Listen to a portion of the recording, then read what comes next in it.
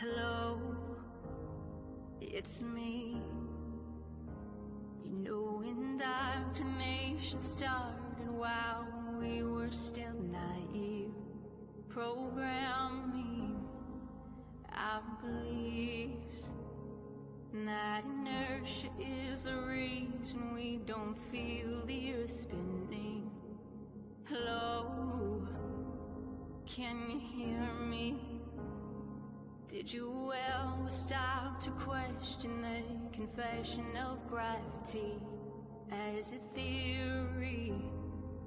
Funny thing, force alone can be explained with buoyancy and density. The sun is closer.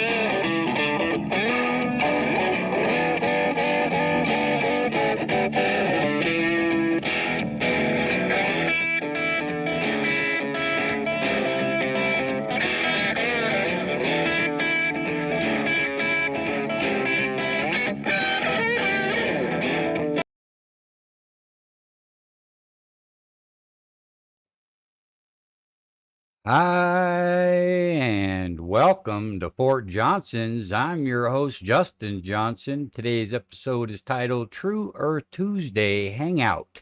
Today's date is August 5th, 2025. Let me get a 5x5 little sound check.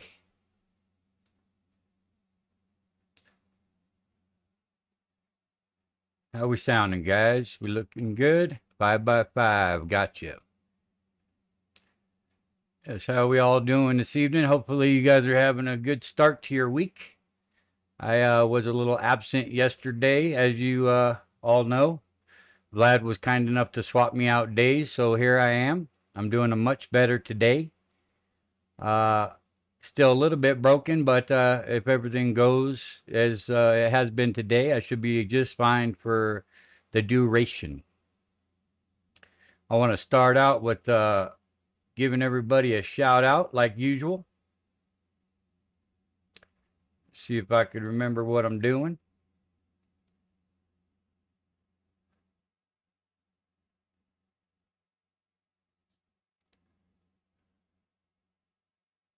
Damn noob, it works still. Let's see if this works here. There we go. We got Jess Palmer in the house. Salute to Jess Palmer. Chilling is in the house. Much love, Chilling. I Am Ian's cat is in the house as well. Heresy Seed, Mr. Jim Anus. Shout out to both y'all. Much love. Heresy Seed is in the house. Jeremy Bird, the man himself. Amy McCann, my sister, is in the house. Much love, Amy. And Jeremy Bird. Mr. Anus. Saddle Bum is with us. Much love and thanks for being here. Shout out Saddle Bum. You guys are all legends. Brian Roy is in the house. Much love, Brian. Thanks for being here, brother. We got Austin Murphy with us as well. Appreciate you being here, Austin. Shout out to Austin. Mojo Shop is here. Haven't seen you in a while, my brother. Appreciate you being here, man. Much love. Shout out to Mojo Shop. Pebbles is with us. Mrs. Pebbles. Much love to Pebbles. Shout out Pebbles. Much love. Getting down here. Let's see who else we got here. Mark Rizzo is with us this evening. Much love to Mark Rizzo. Appreciate you being here. Serious Business is in the house as well. Shout out Serious Business. A bunch of legends. The Foundry is deep and strong. And I appreciate every one of you guys and ladies. Carrie Skates made it. Shout out to Carrie Skates. Much love, Carrie. And One More Quarter is with us. Shout out One More Quarter. Appreciate you as usual. Plain and Simple Truth is also with us. Shout out to Plain and Simple Truth. And you guys feel free to drop your links and hopefully get some more subscribers. I'm sure a lot of us are already subbed to each other, but you never know. Looks like we made it to the bottom of the list here. Looking good, brother. I appreciate that. Yeah, it's been a rough week, and I've gotten through the precipice of it, and I'm doing much better now. So I appreciate your guys' heartfelt words and sympathy. Bad backs are no good, no bueno. You only got one, and it seems that you depend on it. Central nervous system. Phil Henry is in the house. Shout out to Phil Henry. Appreciate you being here, my friend. Much love. Saddle Bum is with us. I don't believe I shouted out Saddle Bum. Much love and shout out to Saddle Bum. Been around for a long time, as most of you guys have. And it really shows the perseverance and dedication of each and every one of you and the importance of the movement that we're behind. One More Quarter is in the house. I don't know if I shouted you out, but if I did, shout out again. One More Quarter. Much love. Okay, we're looking good there. Oh, Austin Murphy, congratulations. Became an uncle today. That's the best thing that the news can bring, that's for sure. There's nothing comparable to being a brand new uncle or a brand new grandpa or just brand new in general. Babies are the most amazing thing. Shout out. And I congratulate you, Austin Murphy. Vlad is in the team. In the team, in the house, Ironworks 92,000. Vlad is in the house. William McLean is in the house. William McLean, shout out. And shout out to Vlad as well.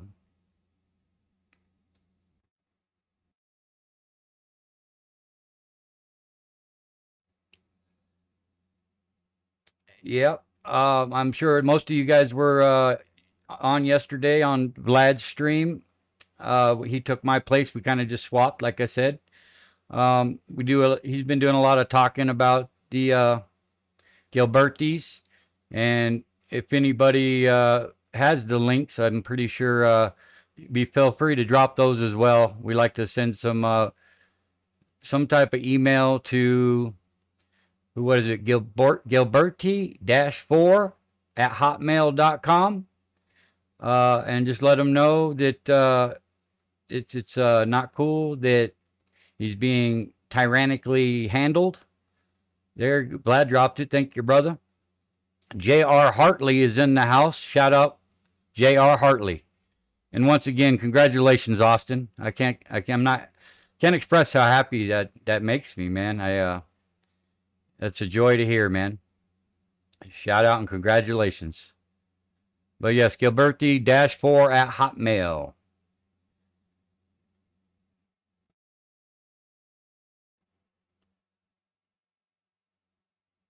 Much love to all the good people. Let's see if this thing's working here. There we go. All right, getting back on track. Recollecting what I already forgotten. Excuse me.